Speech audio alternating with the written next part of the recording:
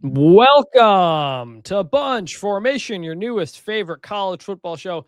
I am Chris Vannini, and David, together you and I are rewriting what people think is possible. I like it. I am David Ubben, and Chris. After watching Boise in the bucked up LA Bowl, I was wondering if any Group of Five teams should even be allowed to play in bowls. Period. Do they need to exist? Do we disband them? I think that's the obvious solution to me. Look, Boise did get pretty bucked up in that game, which I picked to happen. That was a rough one that went on after the Heisman ceremony. I was actually didn't watch much of that game. I was instead watching Division III Springfield College All-American John Cena wrestle in his final pro wrestling match on WWE. But interestingly enough, that WWE show was a pretty big highlight of WWE's NIL program. Like they've got a former Alabama shot put thrower named Obafemi in there. I saw him in Las Vegas. Yeah, you did. He was at the NIL event at the SBJ, the college sports event there. And then there's also former Oregon acrobat, I think, Sol Ruca won a match on that show. So WWE, they love college athletes right now. If you played football or thrower, gymnast, they are trying to get you. But Ubben, what's your favorite John Cena memory? Just anytime he appears, right? I don't know. He doesn't appear because you can't see him. He never appears. Exactly. Chris, would you like to know how I spent my first Saturday evening without a full slate of college football in several weeks? How'd you do it? So we went to go see Christmas lights, and it's this park outside of Charlotte. It's a very nice little you can kind of walk around. They got an animatronic bear orchestra. They got a bunch of stuff. It's it was pretty nice. Unfortunately, Chris, they also have a carousel. My 3-year-old, he may be the world's foremost carousel appreciator. The problem is there was like a Christmas parade and there was a line of I would say conservatively 200 people at this carousel. Very hard to explain to a 3-year-old who is already kind of cold why she would not actually enjoy standing in line. Mind you, it's already 7:30 at this point. We got to get home for bedtime.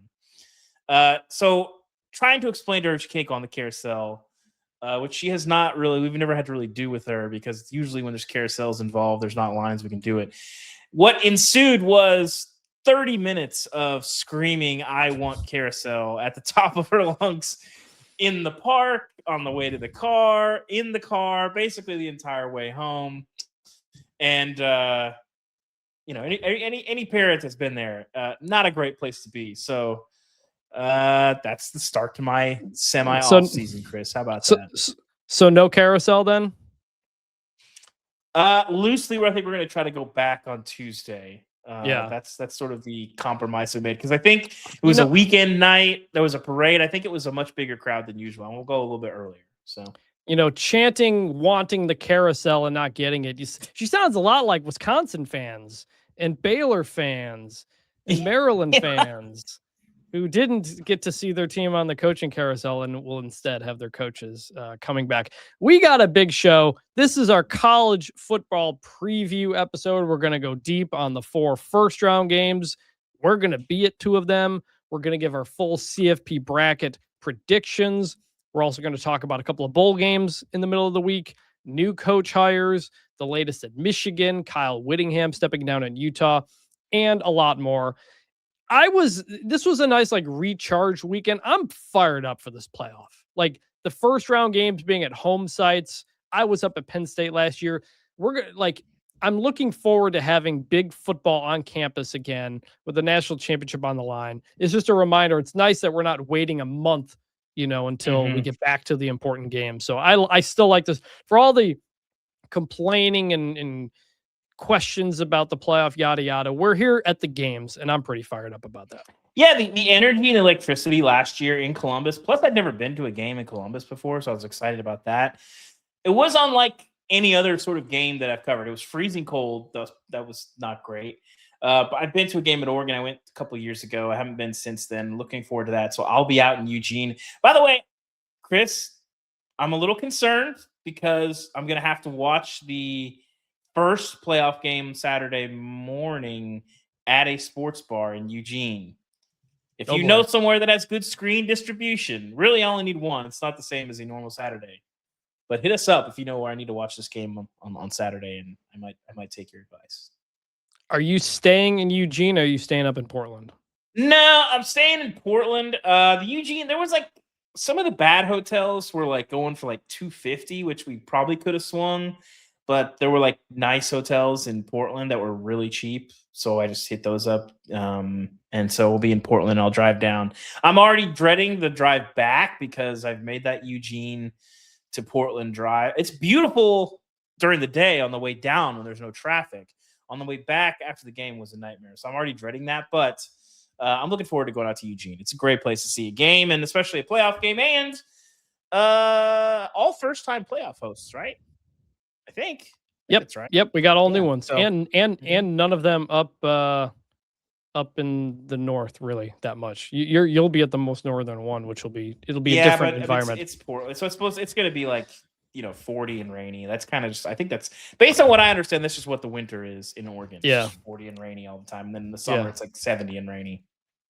David, check your mic setting. Make sure that you're the right mic. I just want to make sure you're on the right mic. But everybody else, if you want to jump ahead in the show notes, we got timestamps in there. If you want to jump ahead to different parts of the show, please send all your feedback to bunchformationpod@gmail.com. And we're Bunch Formation on everything on Twitter. Please leave us a 5-star review on Apple Podcasts or 5-star on Spotify if you can. Help the show a lot. We haven't gotten one in a couple of weeks now. We'll read you on the show if you shout us out in the 5-star review. So thank you for everybody who does that, and please do that. And David, you got something coming up here, right? Yeah. So Chris, it's the holidays, which means friends are in town, stuff's happening. There's all kinds of gatherings. So make sure that if you're planning one to use Poney, that is Poney, Poney, a new social scheduling app that makes getting friends and family together so much easier, and the newest sponsor of Bunch Formation. Yes, we appreciate them sponsoring the show. I love having friends over for game night or holiday parties, but some games are limited in how many people can play, and I don't want to invite too many people over to sit around, and I don't have time to chase everyone around in text messages to set up a game. I could just use Poney, create the event, text the link to a few friends, and once the right number say yes, we get cooking. It's so nice to be able to put my phone down and let Poney do the rest. And Poney is now coming out with automated wait lists. So if somebody drops out, it will automatically add the next person available and shoot them a message to confirm. This time of year can be really fun doing that, playing games, sipping cocoa. Chris, just so you know, if I get put on a wait list, this is the last episode of Bunch Formation ever. But I love that it just takes seconds to set up an event. You can name the time, the dates, the place, send it out to friends. It also syncs with your calendar and your map apps. So you don't have to give people directions. It works really well. And not everybody has to download the app. There are certain people in my life, and I'm sure in yours, if you have to ask them to do more than click a button, there's going to be a problem. With Poney, there is no problem. Ultimately, the app's just easy to use. It's really helpful. So if you want to spend less time planning and more time actually hanging out, download Poney today and make getting together effortless. That's Poney, Poney. Real plans with real friends made easy. Download Poney in the App Store or at letspony.com today. Thank you to them for sponsoring the show. By the way, if you haven't listened to our Heisman Trophy episode, that is further back in your feeds. We put it out late Saturday night, right after the show. We revealed who we voted for, why we voted for. I think the guy who finished in second place is probably not happy with where I voted him. We'll get to that later in the show. But that also, by the way, is one of the most, maybe the most watched YouTube video we've had for Bunch Formation. Really? That's actually doing very good numbers relative to everything else on YouTube. People didn't like my Arch Manning vote, Chris. Did you see, by the way, the Kirk Herbstreit Awards before the college football awards on Friday night? He has his own. Wait. Hold on. Wait. For people who don't know, Kirk gives out a lot of awards, Game of the Year, all this stuff. Most of it's harmless. The and Herbies, fun, I whatever. believe is what they call the it. Herbies. Right? He gave Redemption Player of the Year to Arch Manning. Because people had doubted him because he wasn't living up to the hype early in the season. He won the not real award over two players who were coming off of torn ACLs the year prior. But Listen, people. I don't know what Arch is going to look like next year. He was like a pretty like average SEC starter all year. Obviously, I think the upside is there, but like he was just a guy this year. Right? Not as bad as people were saying. Certainly not as good as the hype suggested, but I think there's definitely still some potential. The tools are there, so room to grow. All right, before we get into the playoff preview, there is one game to recap. The kids are playing their tail off, and the coaches are screwing it up. Navy 17, Army 16, and a very fun game on Saturday. Navy got the fourth down touchdown pass late in the game from Blake Horvath to Eli Heidenreich for the win. Blake Horvath fumbles, didn't fumble, got it back, was able to basically run out the clock, and Navy wins. This is always a fun game. It's usually a close game because it's pretty low scoring. Navy, back-to-back 10-win seasons for the first time ever.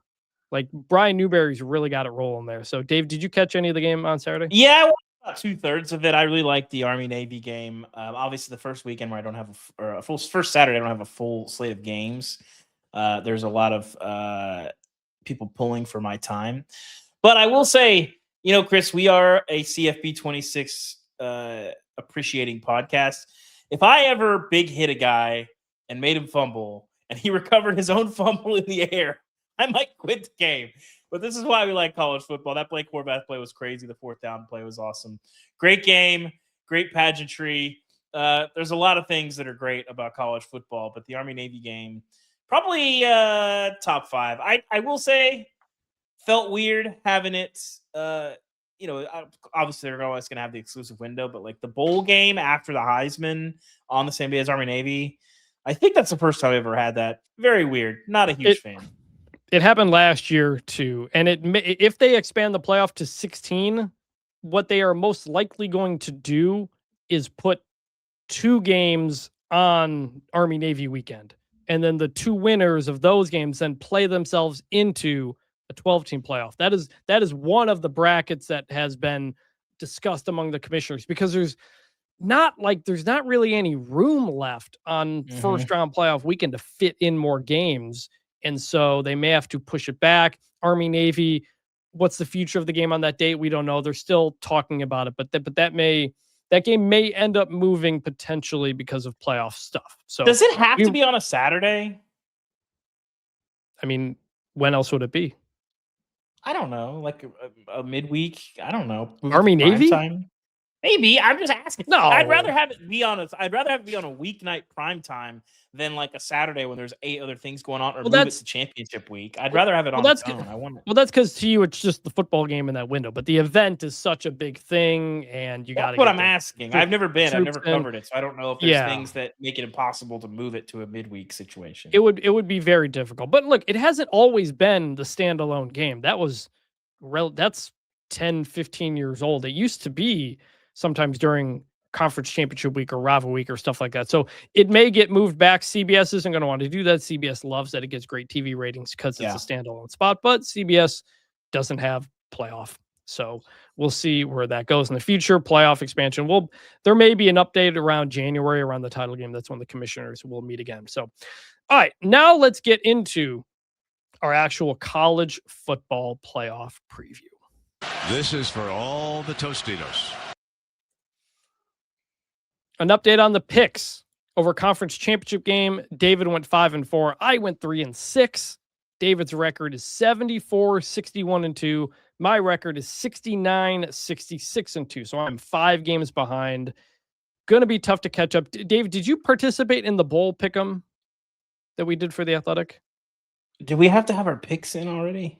Well, it ran like Saturday. Yeah. So if you want to get some in, go ahead. But I actually got the Bucked Up Bowl correct. But otherwise, we're only going to be having the playoff games impact this. We haven't done the playoff, the full in that one Slack channel. We haven't done the playoff ones yet, but we did. Yeah, I think I did get all my bowl picks in. So okay, sorry. So well, you might be able to if you want to add that to the competition here, because the loser. I don't know. We'll see.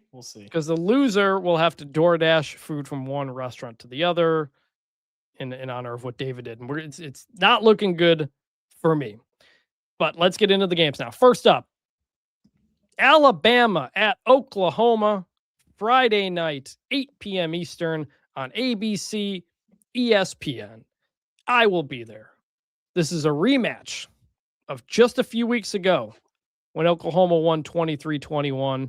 Even though Alabama had a 406 to 212 yardage edge, Oklahoma won that game because they had a 3-0 turnover margin, including a pick six and a bunch of big special teams plays. David, first off, do you think either of these teams has a chance to win the national championship? Oklahoma, no. Listen, I'm glad, I'm not glad Oklahoma's there necessarily. They've earned their way in. They aren't the greatest team I've ever seen in my life. The defense is good. They're a tough watch, but that's going to catch up to them. And they don't have enough just raw talent to do it. Alabama has the raw talent to do it. They've played pretty poorly for the last 5 weeks or so. So there's a world. I mean, it's a little bit like the Ohio State situation last year where they weren't playing very good from coming into the playoff and then tapped into it. This Alabama team is obviously not as talented as that Ohio State team from a year ago. People forget they were the 8th seed, I believe. So they're, where Oklahoma's at. Alabama could win it all, but they're going to have to play at their absolute peak, which, they did sort of against Georgia, and we haven't really seen that yet. So I'm going to say in theory from Alabama, but probably not, and no way, no how for Oklahoma. Yeah, Alabama's a 1.5 point favorite in this game, by the way. A favorite on the road against a team that they already lost to. The winner of this game will go to the Rose Bowl to play Indiana. And weirdly, I kind of think Oklahoma might be a tougher matchup for Indiana than Alabama, but I do agree that the upside is much higher with Alabama. Let's talk about Oklahoma first. This is a team, they're 10-2.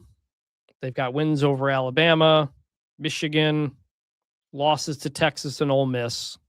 Everybody agrees they deserve to be here. Top 10, top 5 defense in the country. It's been very, very good. The offense is not. They're in the 90s in scoring and yards per play. It's been pretty rough. But this is a team that every time they're almost every time their back is against the wall, they get it done. They're trailing Auburn with 7 minutes left. They get the game-winning drive to win that. They lose to Texas. They come back, go to South Carolina, win on the road. They're losing in the third quarter at Tennessee and getting outgained by 200 yards. They come back to win that game. They're down. They're hanging on barely with Missouri. They get an 80-something yard touchdown pass to Satanga that is a third of their offense and wins them the game. They're down to LSU with 5 minutes left. They get a 60-yard pass to Satanga. They win that game. This team just keeps coming up with things. The Alabama game, as we said, didn't play well, but the defense and special teams were there. This is a top 5 defense. It's also probably the number 1 special teams in the country. They are number 1 in FEI special teams, not opponent adjusted. Tate Sendell, the kicker, won the Lou Groza Award. He was 7 for 7 on kicks over 50 yards. And when they beat Alabama, when they beat Alabama in the first game, 3 of their scoring drives were 31 yards or less. And that's not including the pick six because they were getting turnovers. They had a big punt return in there. So Oklahoma does the things on the margins that can win you the games. They're just also not doing the big things that can win you games more comfortably, I guess. We need to start calling them just Secret Iowa. Can we just call Oklahoma Secret Iowa for the rest of that's kind of what they are. I think I thought this team was going to be fun coming into the year. John Mateer, a very fun player. The Jade Knott situation, is a very fun back. And this has not been a very, very fun team. They just sort of squeeze the life out of teams. The R. Mason Thomas touchdown play was the most fun play probably of the year. For that, it's a sack fumble. R. Mason Thomas takes it 71 yards for a touchdown. Greg Jennings putting the team on his back because he got a quad injury on the return. And it looked bad in the moment. He was struggling to walk. And he hasn't played since then. And we don't know his status for this game, but that is a gigantic deal. And obviously they beat him without him last time, but this is one of the best edge rushers in the country. Does having a couple of weeks off help his availability? I hope so, because he's a great player, and I think it'd be a lot of fun to see him. The one thing I wonder about with this game, though, this version of Oklahoma, not just Brent Venables, but all the guys in this roster, the big game experience has got to be pretty minimal for these guys. And Alabama obviously didn't make the playoff last year. Hasn't won a playoff game in a while. But this roster has played in a bunch of big games. Kalen DeBoer has coached as a head coach in a bunch of big games, certainly more than Brent Venables has. Brent Venables has coached in a bunch of big games as a coordinator, but I think it's different as a head coach. I'm curious if that comes into play here. I think it's a little different. We've never seen, I say never, it's been 4 games, but it is what it is. We've never seen one of these road teams win, but we've never seen one of them be favored either. So I'm very curious. I think Alabama wins this game just because I think they're a more complete team. Well, let's talk about Alabama first. Like as a team, like they lose that opener to Florida State in stunning fashion, and everybody's looking up Kalen DeBoer's buyout number. They rally, win 4 straight games in September, October against ranked teams. They go to Georgia and win. They beat Vanderbilt. They beat Missouri, and they beat Tennessee. Now, the last 2 of those teams aren't ranked anymore, but they're still solid wins. And I think it's important to know that they were the better team in all 4 of those games. I think. And Ty Simpson looks like Heisman Trophy leader. Yeah, he was number 1 on my ballot for a while after the Tennessee game. Yeah, and they have not really played well since. You know, they have to rally to beat South Carolina. They lose to Oklahoma. Have to hold on against Auburn. You get blown out in the SEC championship game. It's a team that has not run the ball well all year. I'm not sure Jam Miller's status, but I don't think Jam's going to play, but they've been outside of the top 100 in yards per carry for most of this year. They are currently sitting at 120th, just behind Hawaii, noted power running team of Hawaii. So there you go. I can't imagine, by the way, where's Oklahoma in there? Oklahoma can't be much higher either. Well, Colorado State is actually 2 spots higher. Oklahoma is 108th. So yeah, so like they haven't been. If you like well blocked runs, look away from this game. Oklahoma's found a couple of guys in a couple of games to give them a little bit of a running game, but this thing runs through John Mateer, and he had the hand injury, midway through the season, and so with Alabama, it's like, is this team just like free falling right now, or is this or with a week off in between? Can we get the Alabama team from then? I don't know. And what does it mean that these teams have already played each other? It's hard to beat a team twice. Look at Alabama and Georgia. So this is the second time Alabama's doing a rematch game this season. And, Ryan Williams hasn't lived up to the hype this season, video game cover and all that stuff. He's had some really uncharacteristic drops.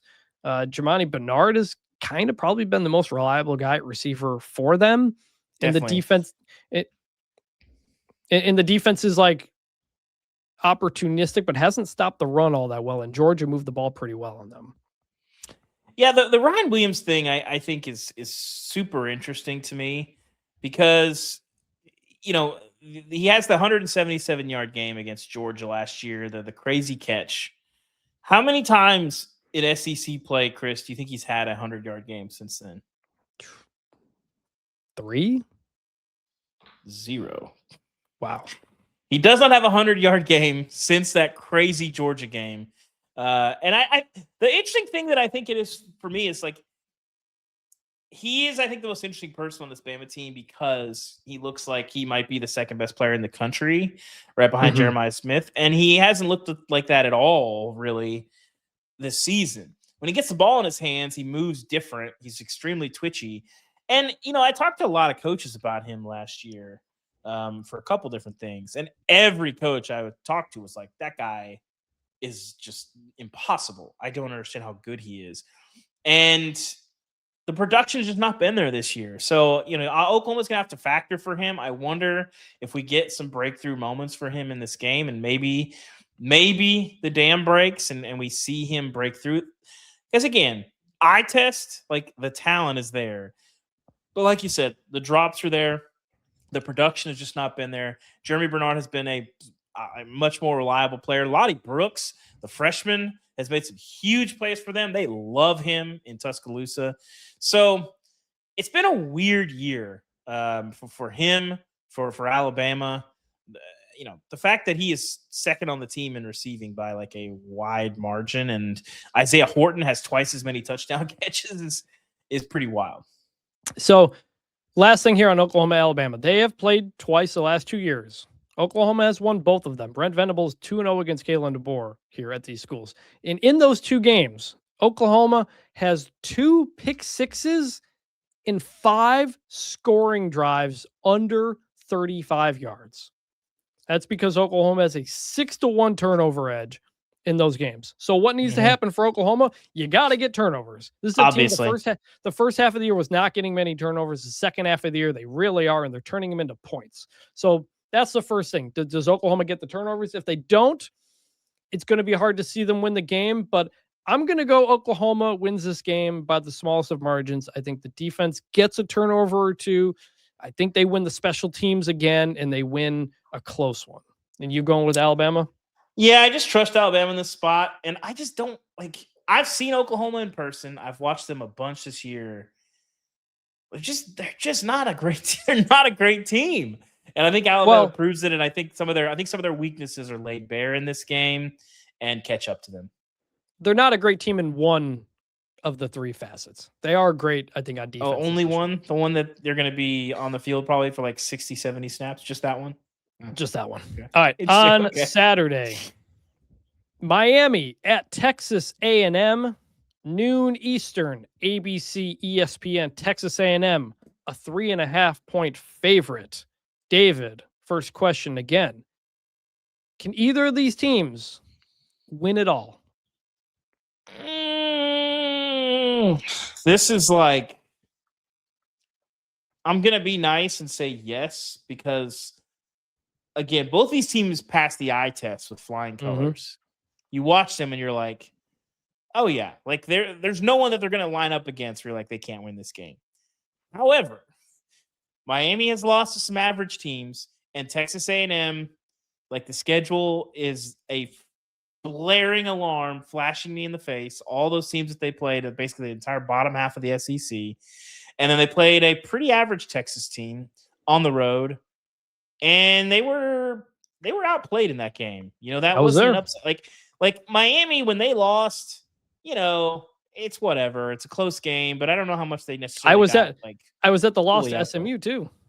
Yeah, would you say they got outplayed in the game? I don't know that I would necessarily say that. I'd say the game was pretty even, but you know, if a pass interference flag is not picked up, they win that game, and we don't even have the drama of it all. Yeah, I think the upside with both of these teams is there. So I'll be nice and say yes, but if you're looking at me like in terms of the best teams that I don't trust at all, it's these 2 teams.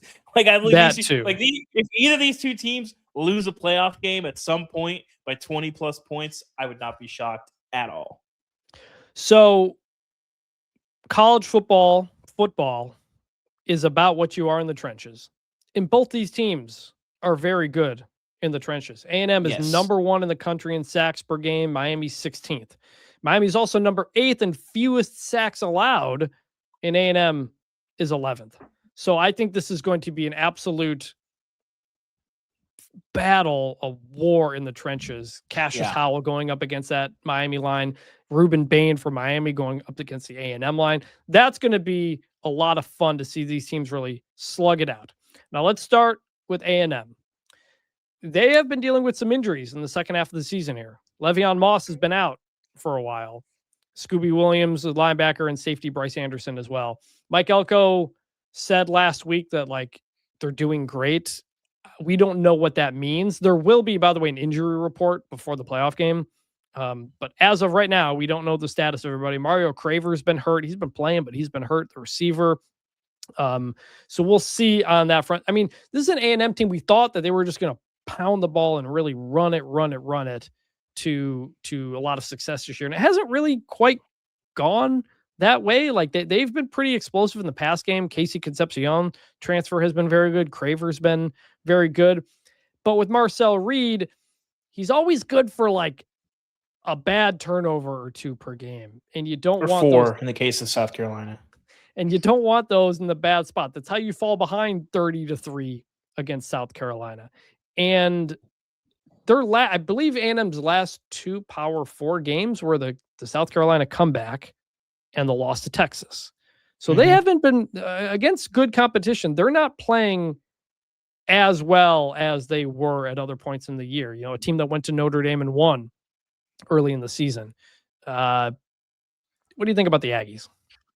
I'm curious if Miami can make the state trooper at South Carolina like an honorary captain for this game.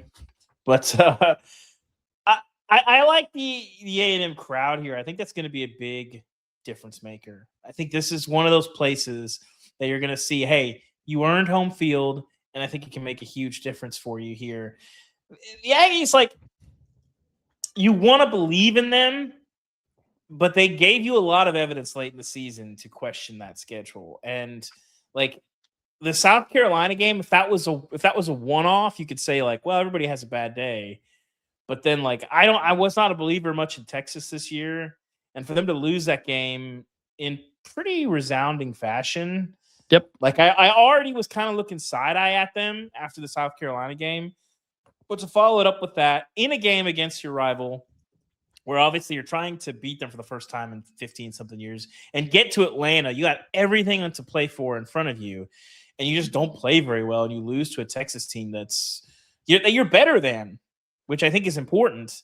You know, that tells me a lot about your makeup. But it is notable that I think this is a game that's the crowd in Aggieland can be a huge difference.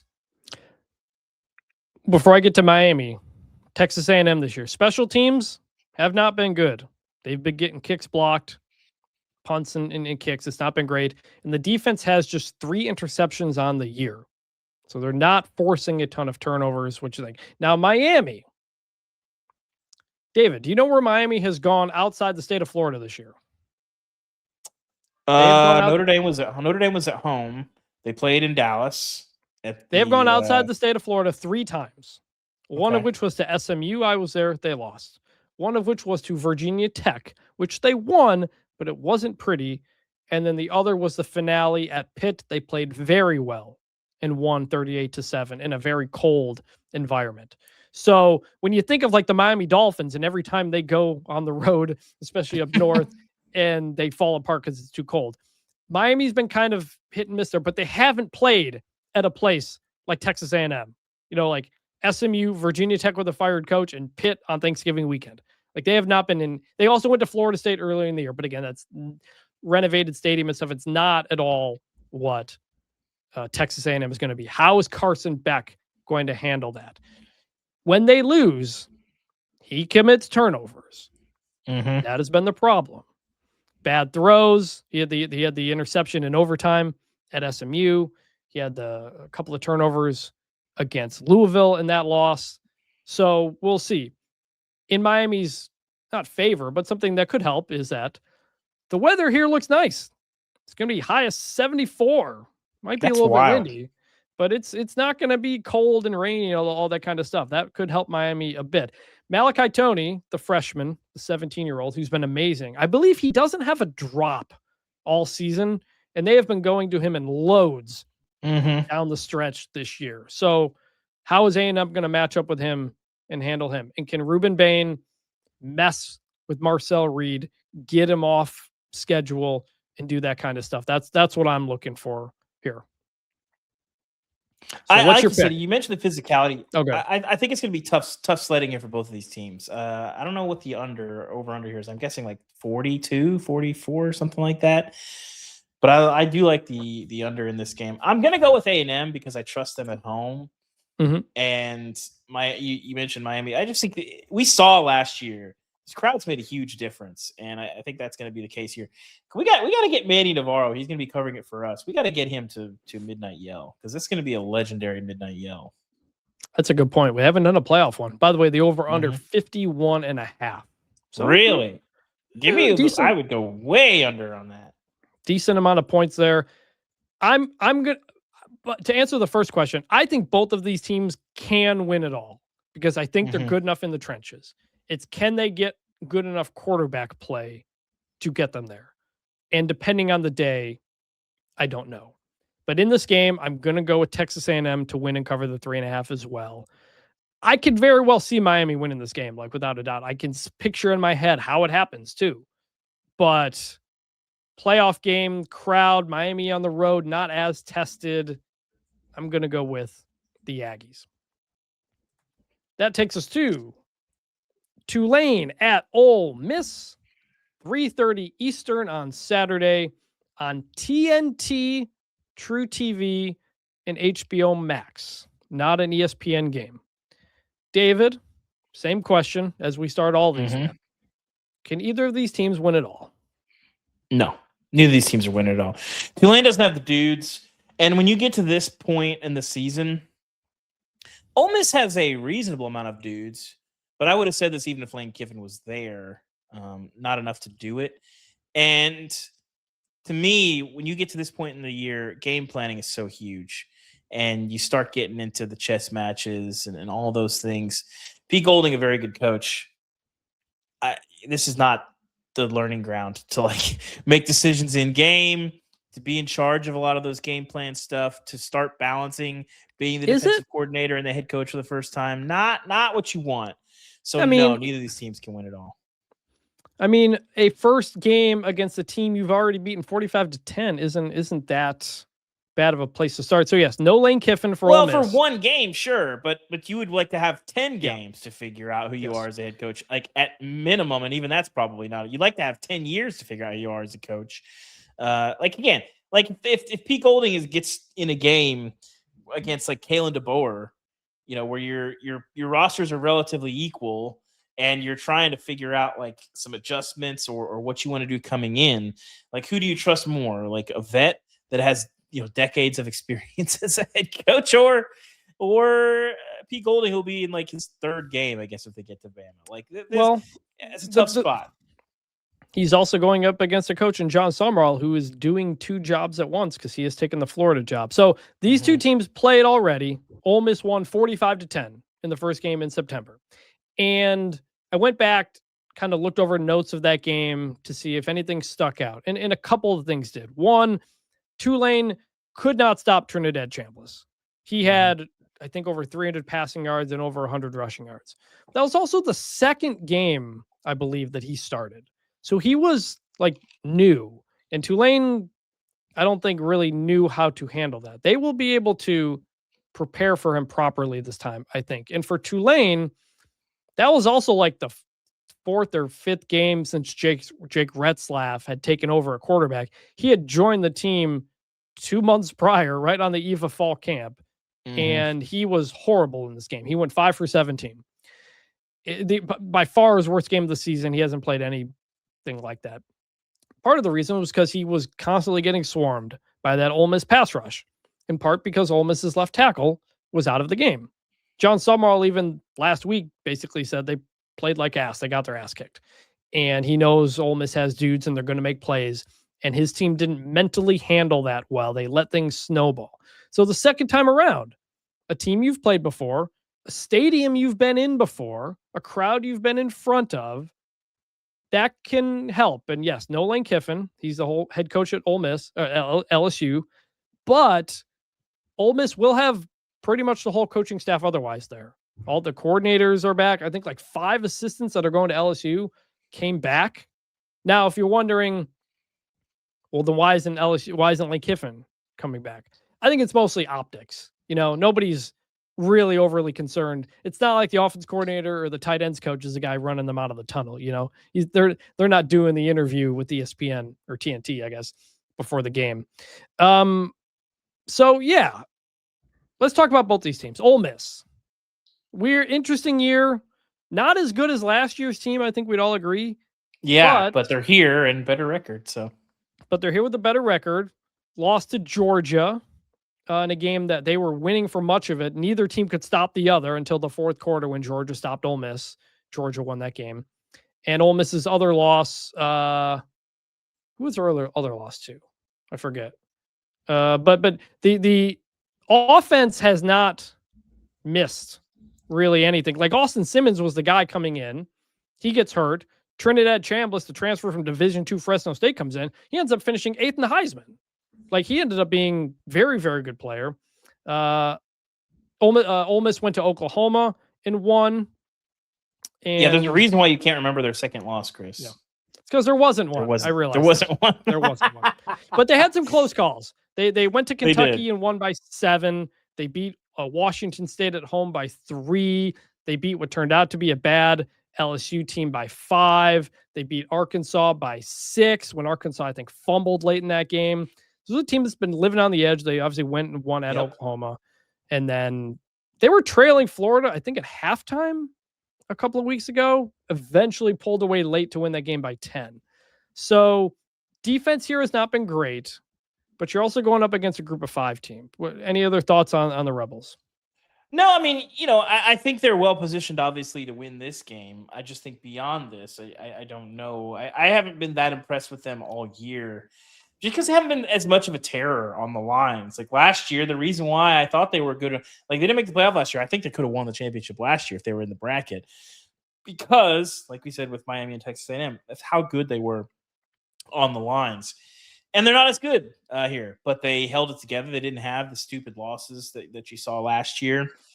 And that Kentucky game, still confusing to me, a year and a half, something later. So I like Ole Miss to win this game. I'm torn on whether or not Tulane can cover. But I do think there's also some variables here, Chris, with this roster like wanting to prove that like they'll be fine without Lane, and if I think they'll be a little bit more locked in this game. I don't think Tulane is the crowd going to be awesome. When Pete Golding leads them out of the tunnel, like that environment's going to be so surreal after everything they went through the last couple of weeks, which is why Lane couldn't coach the game. For one, he's going to a rival school. You can't. They would have tried to boo him out of the building, and you don't want that for a home playoff game. Yeah. So I do wonder about the variable there where like I think there's a world in which like Ole Miss wins this game like 51-10. I think that's possible. But I'd wonder if some of that runs out, after the first quarter and you're just playing football at that point. But Ole Miss wins this game. I'm going to say they cover as well. My eyes tell me that Tulane can keep this close. And I want to believe that. I thought that was the case in that game in September. But the track record for teams in this game, Ole Miss is just going to have a better roster. Tulane's going through their own transition. I think Ole Miss wins this and covers it. So Ole Miss 17.5-point favorite. Let's talk about Tulane here. This is a program now, 4 straight conference championship game appearances. Now remember, 3 years ago under Willie Fritz, they're the top-ranked group of 5 team. They go to the Cotton Bowl to play Caleb Williams off the Heisman Trophy in USC, which was going to go to the playoff until it got upset in the championship game against Utah. And Tulane comes back to win that game. Incredible game. Shout out to Tajay Spears. Tajay Spears was incredible. Michael Pratt, the quarterback. I covered that game. I was the only national media member at that game, but I got some pretty cool stuff out of that. And this is a Tulane team that the next year, I believe, played Ole Miss very close.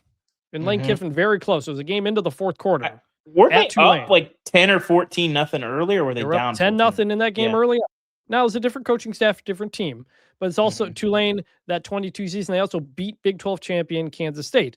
This year's Tulane team beat ACC champion Duke, and they beat Northwestern. So they are well versed in playing Power 4 teams and what comes with that. The downside is what happened to Ole Miss this year, where they weren't really competitive in that game. Can things be different this time around? I think it's possible. I definitely think it's possible. Of the 2 group of 5 games, this is the one on paper that clearly looks like it has a chance to be closer than the other one. I'm not ruling out the possibility of Tulane winning this game because I've seen them pull off too many Power 4 wins over the last 4 years. Like they've done this. They beat a top 10 USC team. I think they were like 6 or 7 when they beat them that year in the Cotton Bowl.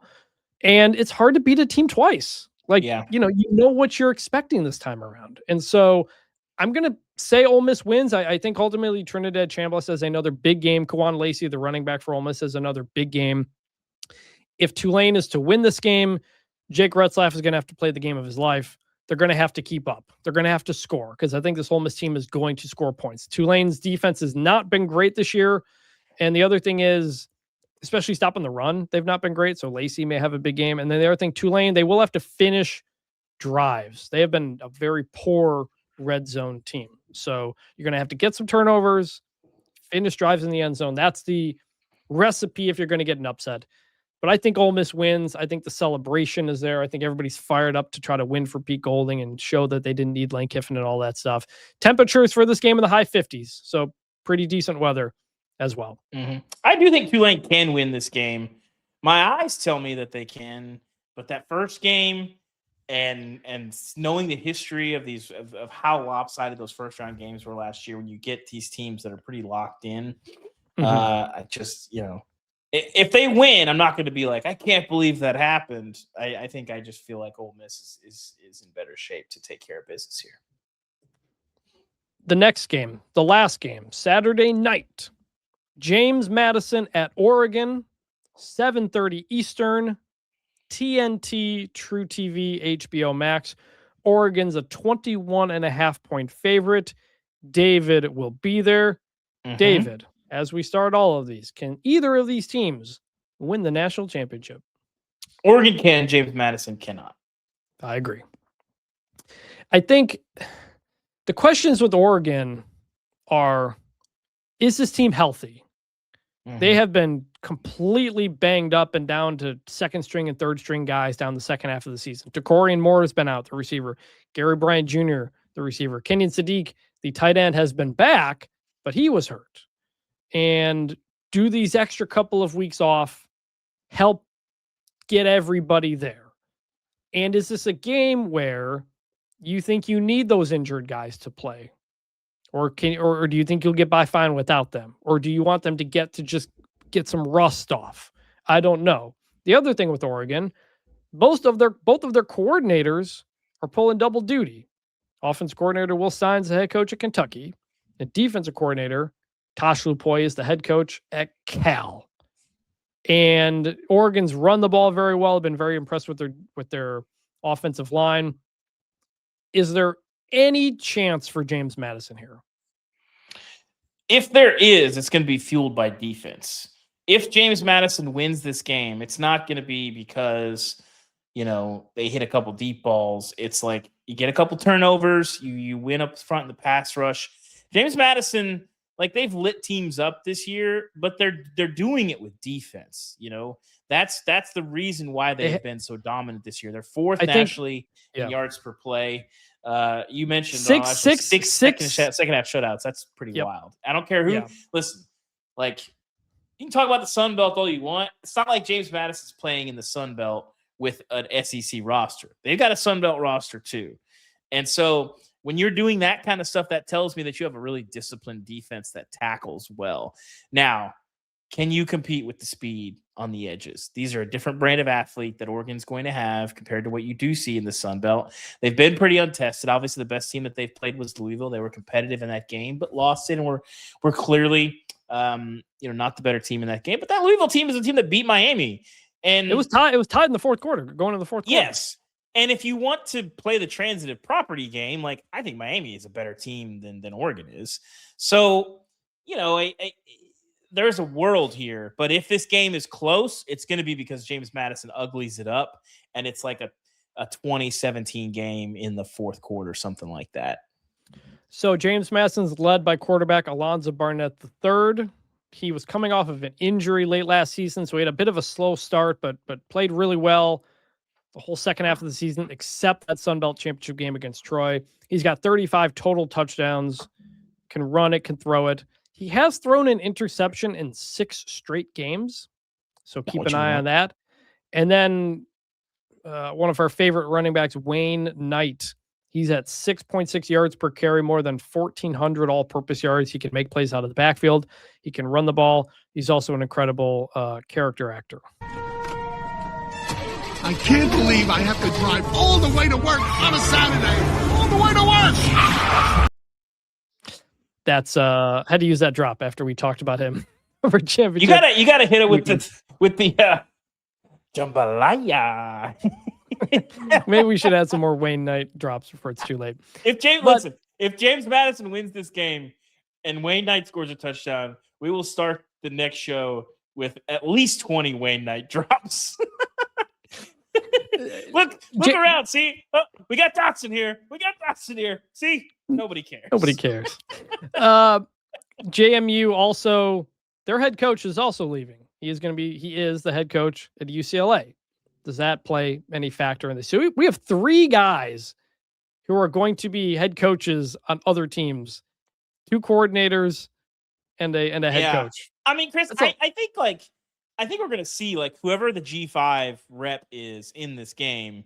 I would be willing to bet in the next 10 years that more often than not, that guy is taking another job in this, in their first round game. JMU is also pretty good at forcing negative plays, 18th in sacks per game, 24th in tackles for loss. And in terms of weather, 35% chance of rain. It's the Pacific Northwest, so there's always a chance of that. We saw JMU play Troy in very cold weather, and it went very poorly. So I don't know if the weather has anything to do with that. Interestingly, SP Plus, Bill Connolly's very good advanced metric, only has Oregon winning this game by 15.3 points. That's actually less than it has Ole Miss beating Tulane by. So you're going to be there, David. What's the pick? I'm going to go with James Madison just to kind of get this. I don't know if they ugly it up enough to cover. Excuse me. 21.5 points is a lot. And I think that they can scheme up some stuff to not let if those receivers are getting over the top in the first quarter, like buckle up, because that's going to eventually, you're going to have to play fewer guys in the box, put your safeties back. That's going to make it really hard to stop the run game. But ultimately, I think they can ugly it up enough to cover. I don't know about ugly enough to make this super competitive in the fourth, but I like this James Madison defense. I think they're going to be having something to prove. I think certainly we laugh a lot of the times when you hear the us against the world stuff, but like there's been a lot of chatter about James Madison not belonging here, and I have to think that plays pretty well there. Whereas, Oregon, I don't know if you can overlook anybody in a playoff game, but I'm curious. They might be motivated off of last year, the Rose Bowl debacle. That was pretty rough, but I think James Madison can keep this close enough to cover. I think Oregon wins. I think Oregon wins by a lot. They massacre teams that they're more talented than, and a lot more talented than. It's what they do. Like if this was like, a Notre Dame or a team that's going to kind of, I don't know, pro style it up for you, whatever, like Oregon, it's what they do. Like they get up on you and they really get it up on you. And I think they're going to be motivated to win this game and win it by a lot and try to get the bad taste of that Rose Bowl defeat out of their mouth. Normally, because of the way the playoff worked out, James Madison, 2 group of 5 teams here. This otherwise might have been a Virginia here, or somebody, if Miami had won the ACC, you would have had Tulane here, and that could have been something. So I think James Madison, great program. I think they're going to be in good shape moving forward. Good team. I just think Oregon is maybe one of the worst possible matchups you could have, unless they're so still banged up that these backups can't do what the other guys do. But I'm going to say Oregon wins, and Oregon wins by a lot. Okay, let's talk brackets now. Oh, no, before we do that, let's briefly have the conversation, because I know we're gonna do this on the next show, on the playoff recap show. I mean, the group of 5 in the playoff. I am prepared for 2 potentially lopsided wins. The last 2 games of Saturday of the first round are going to be Tulane and James Madison, potentially losing big. And if that happens, you're going to have Kirk Herbstreit on some show and everybody, Josh Payton, Danny Cannell, and everybody saying that the group of 5 doesn't deserve to be in the playoff. And they're going to start that conversation. And our feelings on this show are known, but I'm dreading that. I hate it. I don't think it needs to happen. It was a weird year this year to get 2 group of 5 teams in. It's the ACC's fault, and the ACC said, and we talked about it, they're going to consider changing their tiebreakers to make sure something like 8-5 Duke winning your league doesn't happen again, which I think would be good. But the group of 5 can have a spot in the playoff, man. Like, it's one spot, one game, give an advantage to the number 5 seed. Like, you have to give everybody in the sport hope. You have to give people a feeling that there's a chance. And for the most part, the group of 5 has been competitive in these games. I think they're 4-7 in the New Year's Six playoff era, and like 3 of those losses are by 1 score. Like UCF beat an Auburn team that was, I think, ranked number 1 or number 2 or something like that a few weeks prior. Boise and Penn State was a competitive game until late in the third quarter when Penn State pulled away. Like, more often than not, these games have been pretty competitive. And don't forget, last year, I think the average margin of victory was like 20-something points, and that was all Power 4 teams. Like, this sport just creates blowouts. That's what happens. It's a volatile sport played by young people, and sometimes things spin out of control. So I don't want to. We're going to have to go into this debate again. Just be prepared for it and know that we feel like Group of 5 teams deserve to be here. And just because it's a blowout doesn't mean the Group of 5 doesn't deserve to be here. Because it's not like anybody was saying Tennessee didn't deserve to be there when they got blown out by Ohio State last year. So the issue here is it's an existential question of what do you believe the playoff to be? I don't believe it should be the 12 best teams. That's not what we're doing here. What we are doing here is crowning a champion that is representative of the entire sport. The playoff needs to have every team that's capable of winning a national championship represented, and then some other teams on top of that. And you mentioned hope. I don't even know so much that it's hope. It's that you can't just disregard half the sport on day one. You need to have that half of the sport playing and not even having hope, because it's not about winning the whole thing. It's about getting to the highest stage and getting a chance to play for your future. And there have been a lot of teams in the past that never got that right. TCU in 2010 obviously jumps out. UCF in 2017 jumps out as well. There's been Boise a number of times. Boise a number of times. Utah that beat a Nick Saban Alabama team. Like I said, I a couple of years ago watched Tulane fill up half of AT&T Stadium and beat the Heisman Trophy winner in a team that was 1 win away from the playoff. So it's not even really about the results. Like, whether they win or lose, I think is immaterial to the argument. But the idea that, like, oh, these teams don't belong here because they don't play as tough of a schedule as like Texas or something. We don't need to see Texas in this thing. We know Texas is not going to win a national championship. They're not a very good team. We've seen that all season long, and you have to have access for everyone in the sport. For one, I think it's a better sport when you do that. And for two, legally, if you don't, you're going to have antitrust situations anyway. Correct. So that's a big part of it. Yeah, that is a big part of it. And so I think it comes down to people think that you got to have all the best teams playing for a playoff. That's not what this is. It's not what this is about. It's about representing the conferences that they come from, having every team that has a chance to make a claim for a national title, compete for one, and represent the entire sport. And if you don't have a group of 5, you are just shrugging off literally half the sport. That doesn't make sense. It doesn't make sense from a business perspective in saying, hey, we just don't want fans from the MAC or fans from the Sun Belt or fans from the American to pay attention to the sport's biggest event. Like, it doesn't make sense.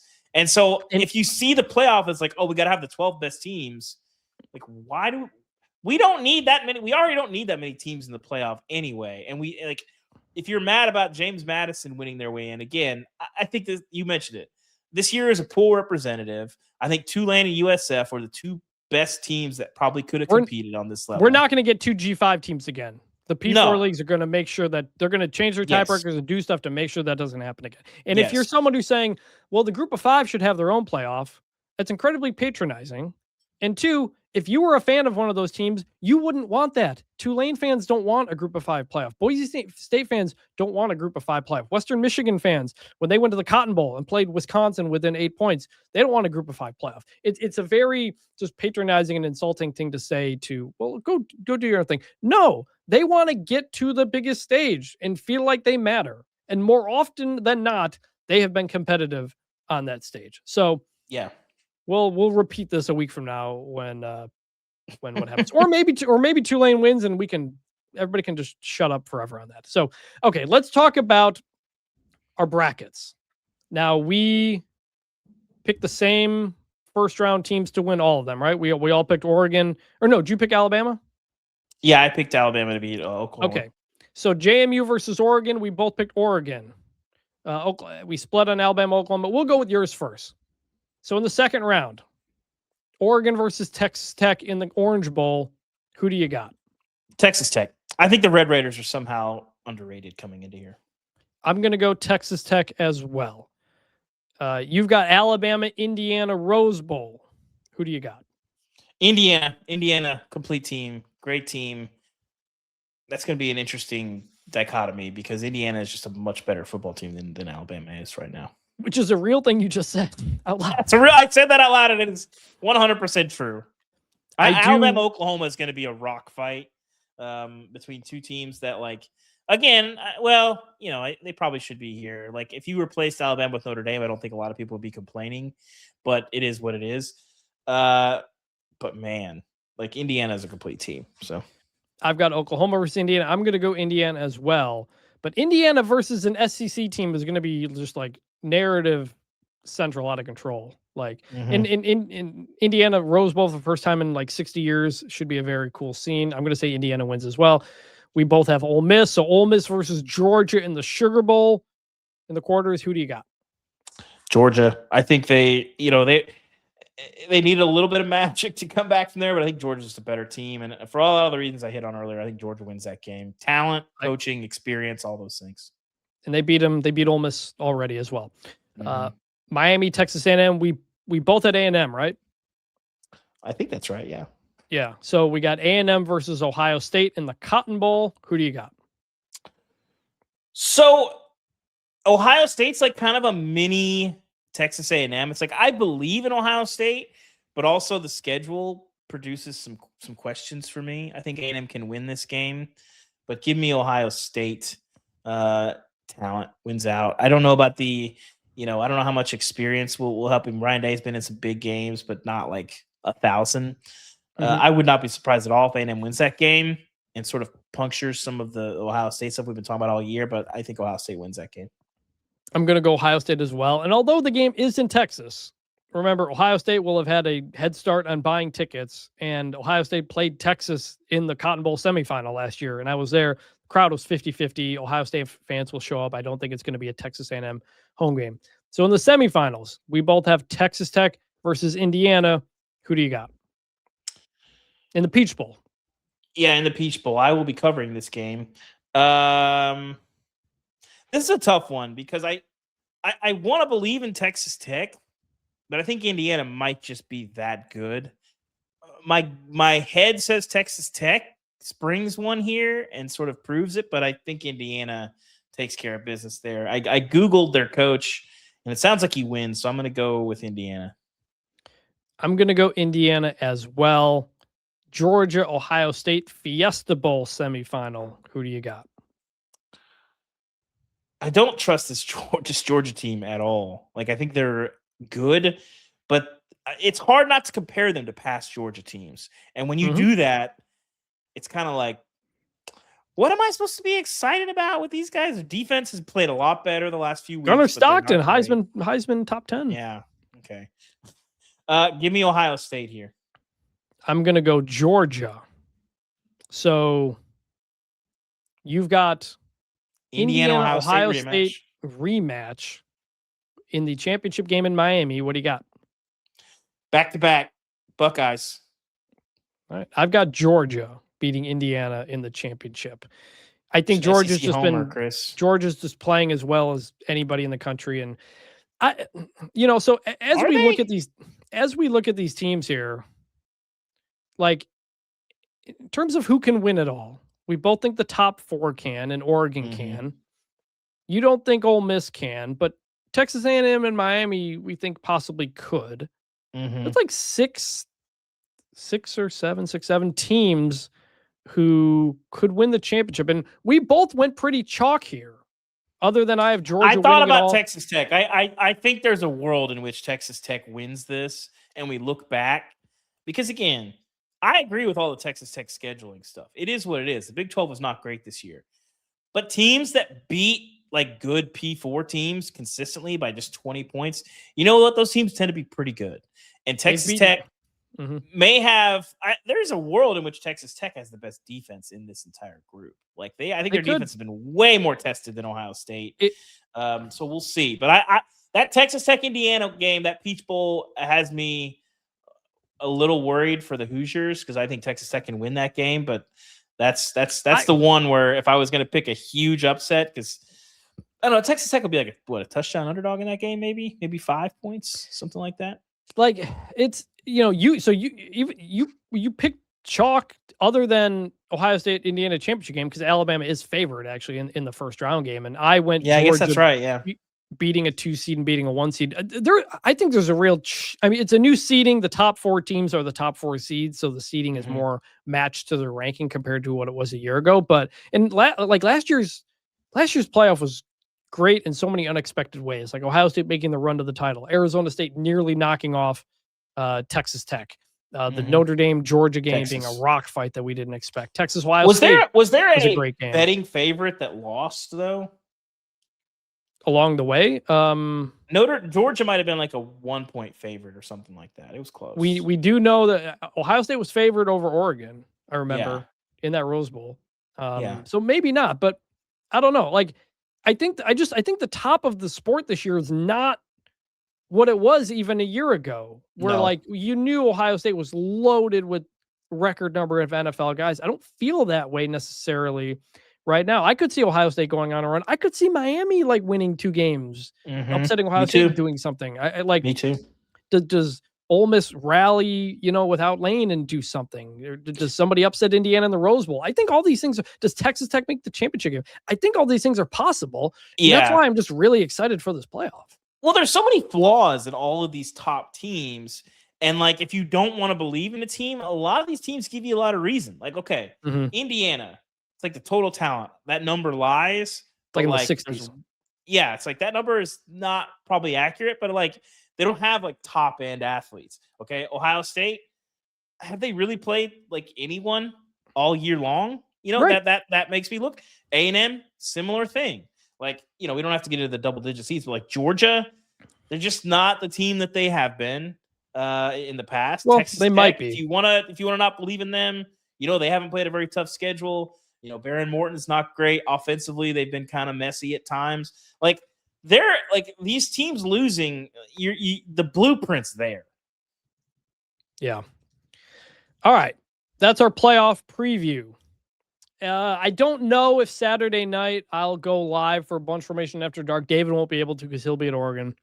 I got to figure out what exactly my schedule is on Saturday, but keep an eye on our Twitters and the Bunch Formation YouTube channel in case we do that. All right, now let's run through some bowls real quick. We got a couple of bowls midweek before we come back for the Thursday show.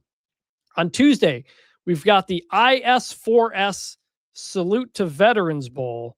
Troy versus Jacksonville State, Tuesday, 9 p.m. Eastern, ESPN.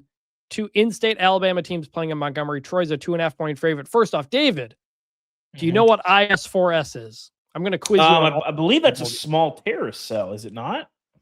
So I remember watching this game last year, and it looked like it said the ISIS Veterans Bowl, and that was a difficult thing to get out of my head. They are integrated solutions for systems. According to Google, they are a dynamic engineering and management company supporting hundreds of government and commercial customers. Oh, no, I've heard of these guys. They're related to the Human Fund, money for people, right? So they don't necessarily make the weapons, it doesn't seem like, but they make a lot of the software and logistics, it feels like. So that's what that is. One of my favorite things for systems is integrated solutions. So I'll be looking into this. Yeah, I mean, this one. This is for all the Tostitos. For all the integrated solutions. Troy, we've got Bruce Crowder, quarterback back. He was hurt in the Sun Belt Championship game, but it appears he's going to be back and playing this game. But I think their running back, Tay Meadows, is out, I believe. Jacksonville State's got Cam Cook, really good running back, who didn't play well in the conference championship game there. He was your wild card pick, Chris. It was not. I think you had him over 118 yards. Like he had like 8 yards. Yeah. So, but this is like kind of like an older rivalry, kind of brought back. What's your pick?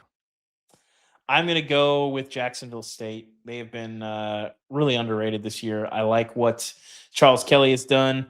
They probably should have had Kennesaw State in that championship game. So give me the Gamecocks. Yeah. I'm going to go Troy. Wednesday. The biggest question in that game, though, is which team's system has the better integrated solution. And ultimately, if Jacksonville State finds better integrated solutions for their systems, like they're winning that game. So on Wednesday, the StaffDNA Cure Bowl, Old Dominion at South Florida. Wednesday, 5:00 Eastern. Interesting time. David, what is StaffDNA? I assume it's like a Indeed.com, but like an offshoot version, like a job searching site. But like, wait, did you look this up? No, but that's what it sounds like. It is. I have it in the doc, but I don't know if you're looking at the doc. I would have guessed it was like a blood testing company. That's what I thought it was. It is not. You're actually right. It is the first and only technology company delivering healthcare candidates a comprehensive job search platform with AI enhanced matchmaking. So, do they also have a side version of their company where you can prick your finger and just based on the blood testing will tell you all the diseases that you have? I probably not. That probably wouldn't go very well. So this is the Cure Bowl. That's a great idea. I think you can't miss. It's a Cure Bowl. This is in Orlando. South Florida is a 3.5-point favorite. However, no Alex Golish, head coach. He's off at Auburn. Defensive line coach Kevin Patrick is the interim coach. No Byram Brown, star quarterback, is not playing in the game. He will be coaching the school. The AD said they're still talking with him about his options. Basically, he may be going into the portal or still deciding on that, but doesn't want to play in the bowl game to get hurt. I think Gaston Moore is likely to take over at quarterback for them. Former Tennessee Vol. I've seen Gaston Moore play an alarming amount of football in my life. Does he go by Gaston? I feel like he should. No, it's just Gaston, but he should go by Gaston and then like just only work his chest. That's what he should do. I'm good, man. If he plays well in this game, I'm going to make so many Gaston jokes on Wednesday on Twitter during this game. No one throws touchdowns like Gaston. By the way, the over-under in this game is 55.5, so they're expecting a lot of points. Even with Old Dominion also on a backup quarterback. They're 9-3, best season in almost 10 years there. Colton Joseph, quarterback, ran for 1,000 yards, but he has opted out. I don't remember if he's going into the portal or if he's preparing for the NFL. I'm guessing I believe it's the portal. Their defense, though, really good pass rushing team. So we got 2 backup quarterbacks on 2 9-win teams.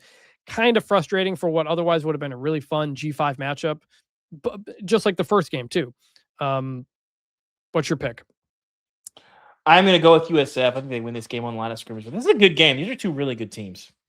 Yeah, I wish we could have seen both these teams at full strength because I think this would have been a lot of fun. With such major opt-outs, it's like literally like I don't feel comfortable picking anybody. I'm going to go USF as well just because I think they're very good in the trenches and that usually wins out against Sunbelt level talent. So that is that. Then we have also on Wednesday night, the 68 Ventures Bowl. Louisiana versus Delaware, 8:30 Eastern, ESPN. David, do you know what 68 Ventures is? I do actually. A lot of people were very tired of the 6-7 meme, and so a group got together. They formed a company, and it's just basically they push for youths and youth-adjacent people to stop using the meme at basketball games, at In-N-Out, all this place. I believe that's what they do. Pretty close. It is a change agent for growth along the northern Gulf Coast and adjacent markets. One of the largest developers and investors in the area. Do these people read their company like a change? Aren't we all change agents for growth? My 3-year-old is a change agent for growth. She was 3'2" yesterday. She's 3'3" today. Is what she is. Yeah. Yep. If I ever see the word a change agent for growth in the sentence, I just assume someone got paid too much to write that like slop. It's basically an investment firm in the Alabama and Gulf Coast area. This game is in Mobile. Used to be the GMAC Bowl back in the day. Delaware, Louisiana's a 3-point favorite. Delaware, their first FBS season, they got into a bowl game at 6-6 because there weren't enough bowl eligible teams. They've beaten UConn this year, 9-win UConn. They beat FIU, 7-win FIU. They also lost to Sam Houston, one of the worst teams in the country. That's hard but to they've do. got quarterback Nick Miniucci, great Italian boy, has done a pretty good job, had a really good season. Louisiana, the number 2 offense in the Sun Belt.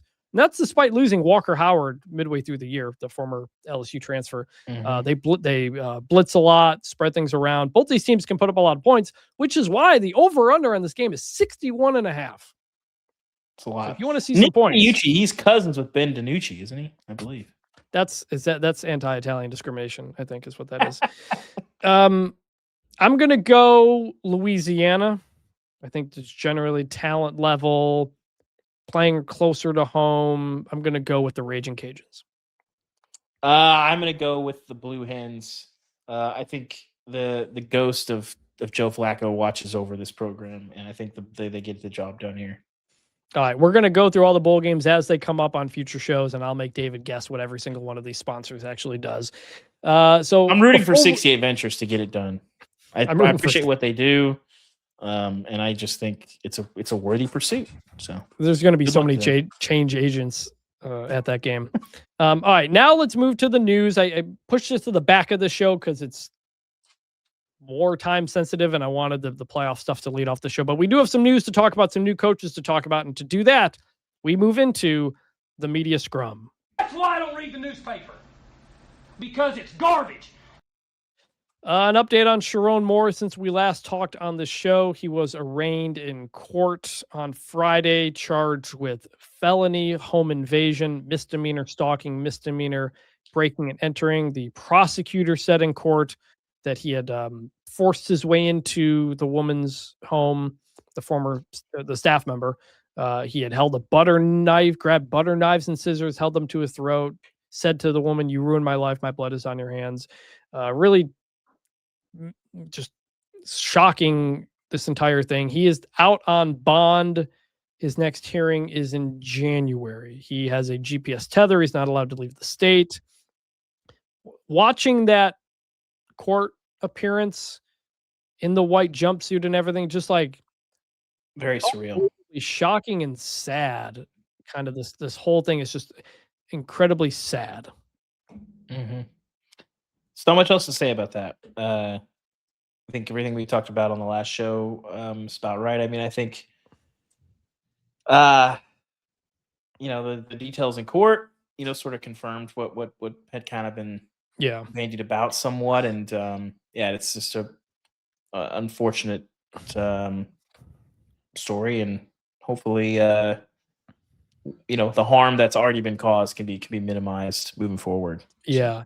The university has hired a law firm to kind of take a look at this whole thing, as well as the athletic department culture as a whole, given the many scandals that have come out of there from multiple sports, as we talked about, I think, on our last episode. So we'll see where that goes. Still a lot of questions on what in court, they said the relationship ended on Monday. There have been some other reports that the relationship ended in 2024. So there's still a lot of details that aren't fully locked down. There are still a lot of various social media rumors that we are not reporting or comfortable saying, but there are a lot of questions on what was the scope of Michigan's investigation into this relationship that didn't find evidence, or not enough evidence the first time around. What was the information that came forward on Monday that changed that? What did Michigan know? What did AD Ward Manuel know, given how much of a bit of an open secret at least his philandering was, which is that in itself is not a crime. He's fired because it was a relationship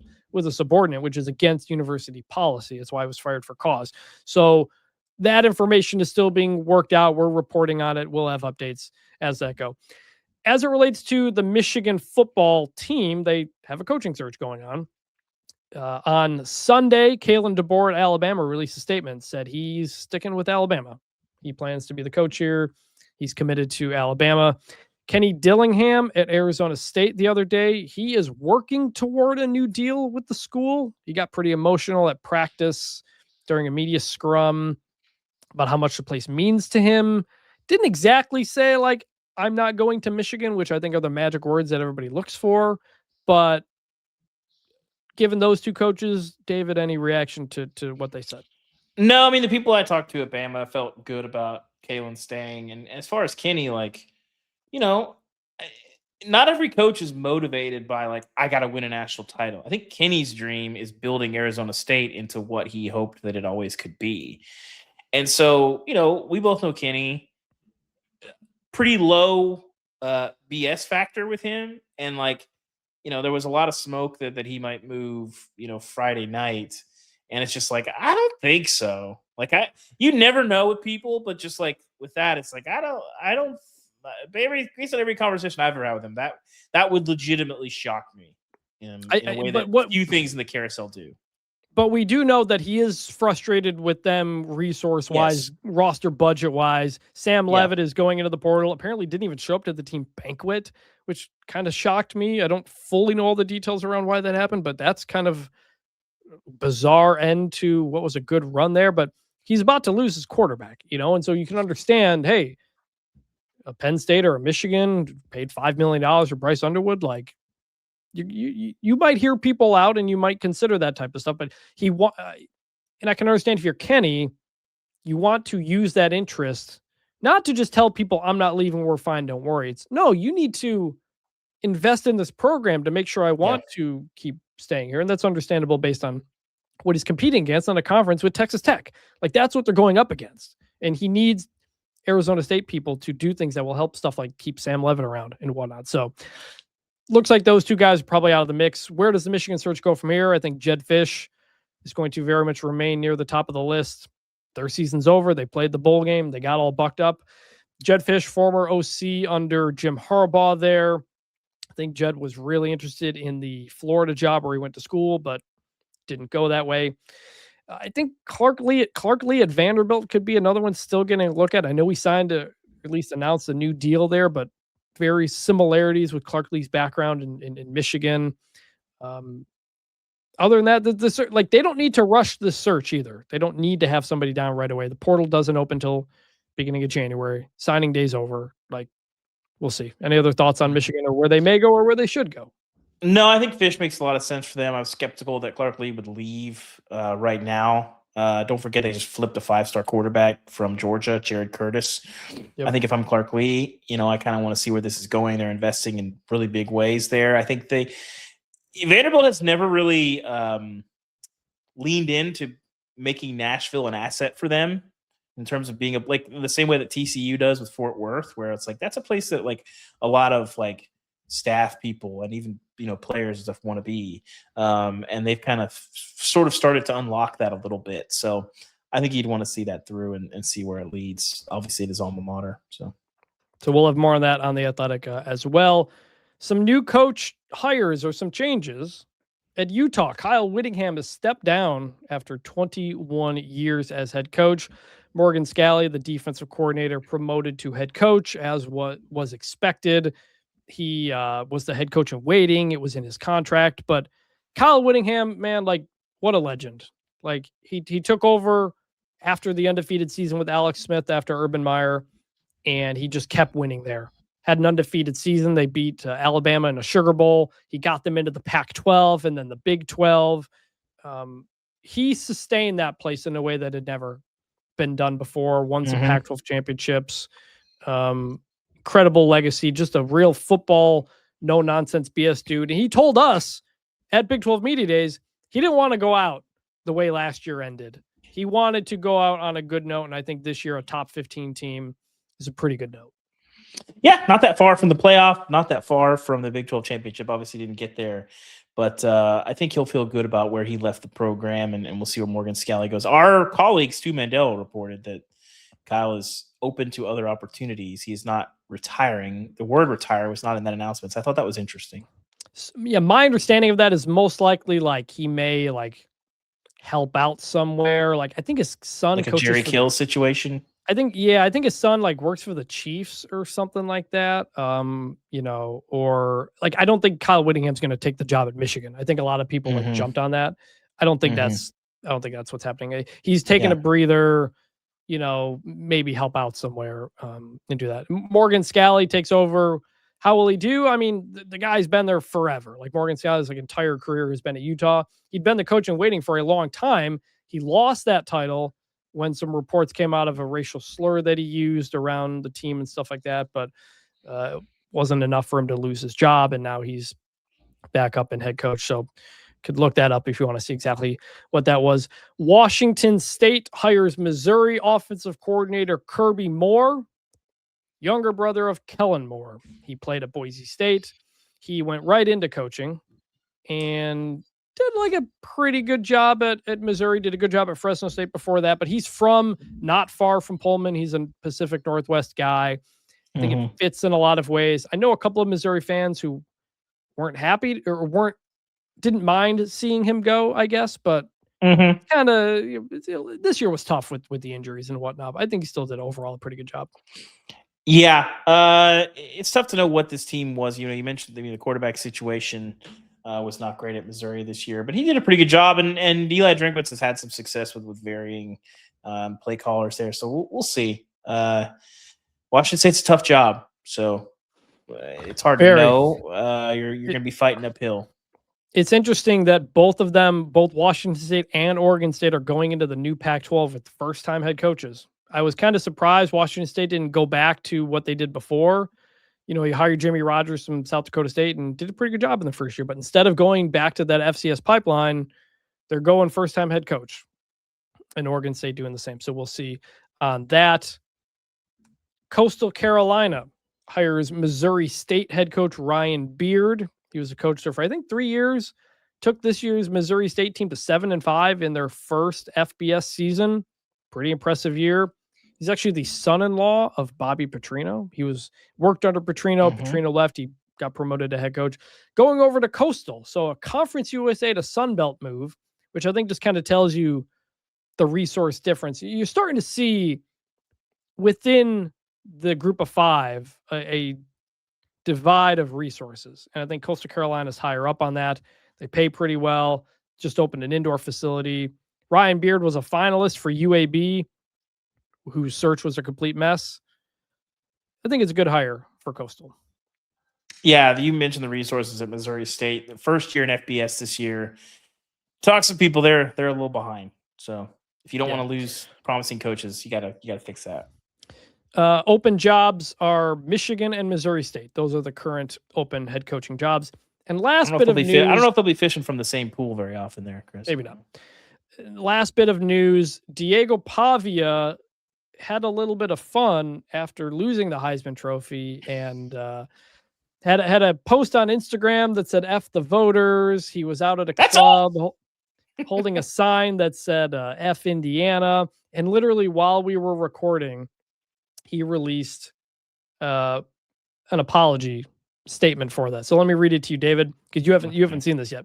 No, Diego Pavia tweets, being a part of the Heisman ceremony last night as a finalist was such an honor. As a competitor, just like in everything I do, I wanted to win. To be so close to my dream and come up short was painful. I didn't handle those emotions well at all, and I did not represent myself in the way that I wanted to. I have much love and respect for Heisman voters and the selection process, and I apologize for being disrespectful. It was a mistake, and I'm sorry. Fernando Mendoza is an elite competitor and a deserving winner of the award. I have nothing but respect for his accomplishments as well as the success that Jeremiah and Julian had this season. I've been doubted my whole life. Every step of my journey, I've had to break down doors and fight for myself because I've learned that nothing would be handed to me. My family has always been in my corner. My teammates, coaches, and staff have my six. I love them. I'm grateful to them. I wouldn't want anything to distract from that.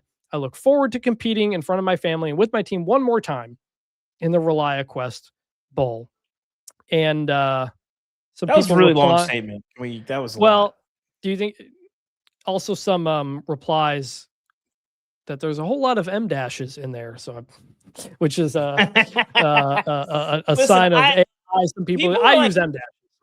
People were up in arms about this today, and I got a few tweets that were like, "You proud of your vote?" With regard to the both sides are mad. Is the Stephen A. meme of we don't care. I don't care about this at all. I don't. Yes, maybe you'd like someone to be like the personification of class or whatever, but have you watched Diego? Seeing that, it's okay, that's kind of what I thought.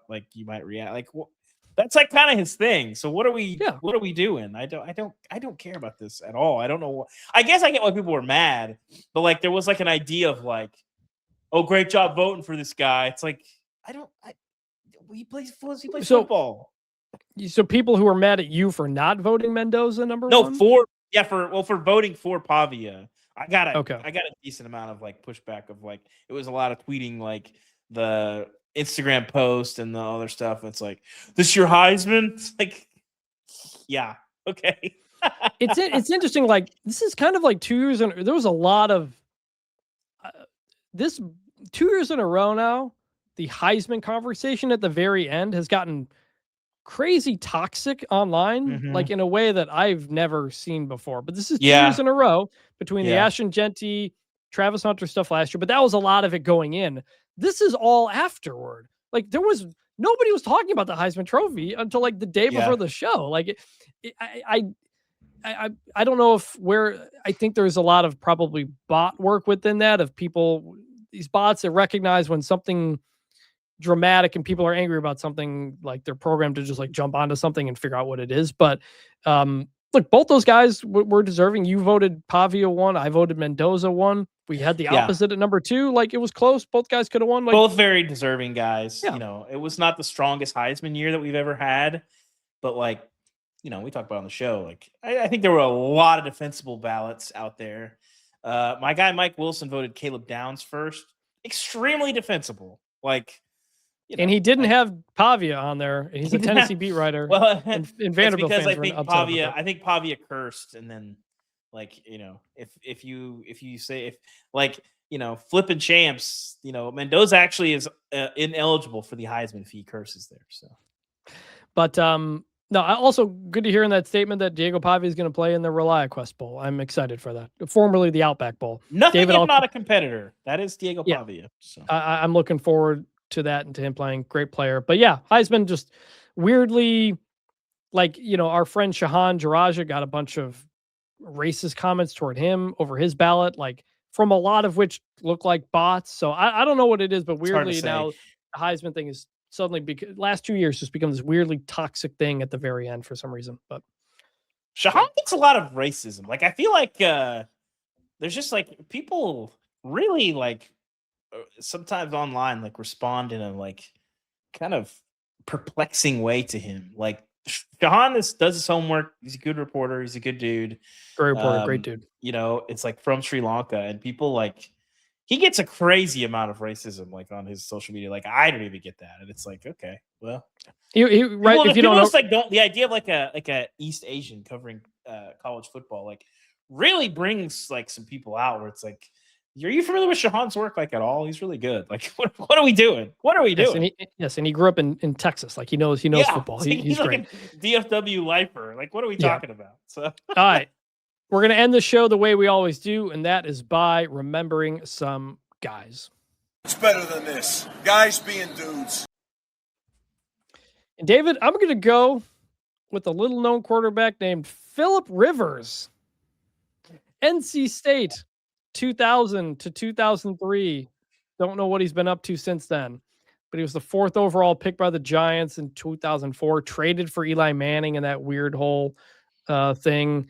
Man, we're not far off from him playing with Arch Manning. Like, Phillip